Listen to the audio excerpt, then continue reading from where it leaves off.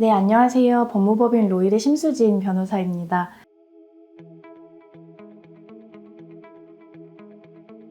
통매음이라는 단어 들어보신 적 있으세요?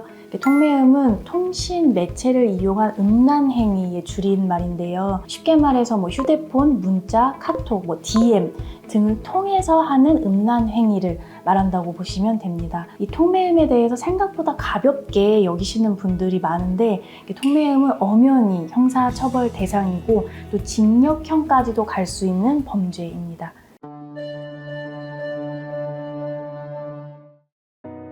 통매음은 구체적으로 어떤 행위를 의미하나요?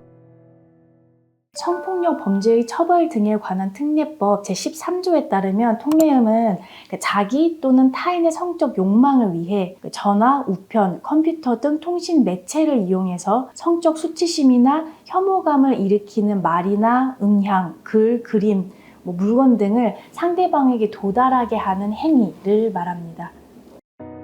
온라인 게임 중에 화가 나서 성적인 욕설을 한 경우 통매음으로 처벌받나요? 예를 한번 들어보겠습니다. A씨가 온라인 게임을 하다가 상대방 B씨와 시비가 붙었습니다. 그래서 감정이 격해진 A씨가 채팅창에 패드립과 함께 B씨의 어머니에 대한 성적 욕설을 하기 시작을 합니다. 이 경우 A씨가 무조건 통매음으로 처벌을 받을까요? 무조건은 아닙니다. A씨의 행위가 통매음에 해당하는지 여부는 A씨와 B씨의 관계, 원래부터 알고 있었는지 아니면 아예 모르는 관계였는지, 그리고 A씨가 성적인 욕설을 시작하게 된 계기가 무엇이었는지, 그리고 A씨가 했었던 성적인 욕설의 구체적인 내용들, 이런 사정들에 비추어서 A씨에게 자기 또는 타인의 성적 욕망을 만족시킬 목적이 있었는지 여부에 따라 달려 있습니다. 먼저 두 가지 판례를 한번 비교를 해보도록 하겠습니다.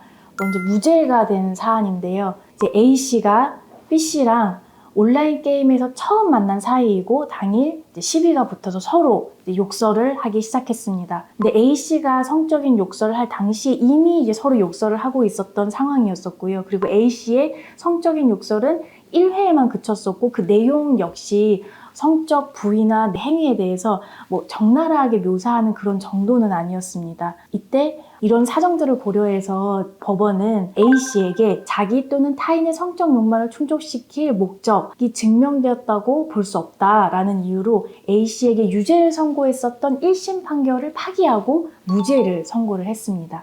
그 다음은 유죄를 선고했던 판례인데요. 이 경우에도 A씨와 B씨는 온라인 게임에서 처음 만난 사이였고 전혀 모르는 사이였습니다. A씨와 B씨가 서로 다투고 있는 상황이 아니었는데 A씨가 갑자기 B씨에게 일방적으로 욕설을 하면서 성적인 욕설까지 하기 시작을 했고, 그 욕설의 내용도 좀 이렇게 성적 부위나 성적 행위에 대해서 구체적으로 좀 적나라하게 묘사를 하는 내용이 좀 많이 담겨 있었습니다. 이때 1심에서는 무죄를 선고를 했지만 2심에서는 이 A씨에게 자기 또는 타인의 성적 욕망을 충족시킬 목적이 인정된다라고 해서 유죄를 선고를 했습니다. 따라서 온라인 게임에서 성적인 욕설을 하는 것은 이렇게 통매음에 해당할 가능성이 충분히 존재합니다. 그래서 온라인 게임 중에는 욕설을 하지 않으시는 게 좋을 것 같습니다. 단톡방에 자신의 노출 사진을 보낸 경우 통매음에 해당하나요?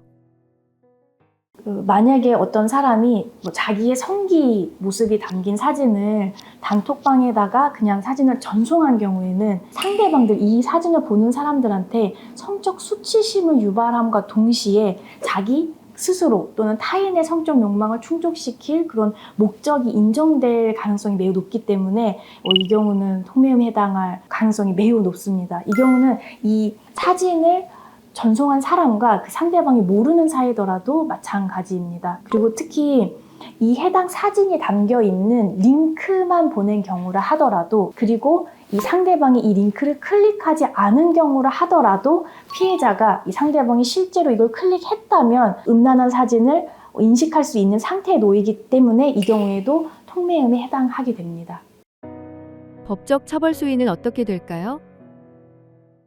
통매음은 2년 이하의 징역 또는 2천만 원 이하의 벌금에 처할 수 있는 성범죄입니다. 징역형뿐만 아니라 벌금형도 전과 기록으로 남게 되고, 이게 어쨌든 성범죄이기 때문에 취업이나 사회생활에 불이익이 있으실 수도 있습니다. 그래서 만약 통매음 혐의로 고소를 당하셨다면 절대로 혼자서 대처하려고 하지 마시고 전문가의 도움을 꼭 받으시기를 바랍니다.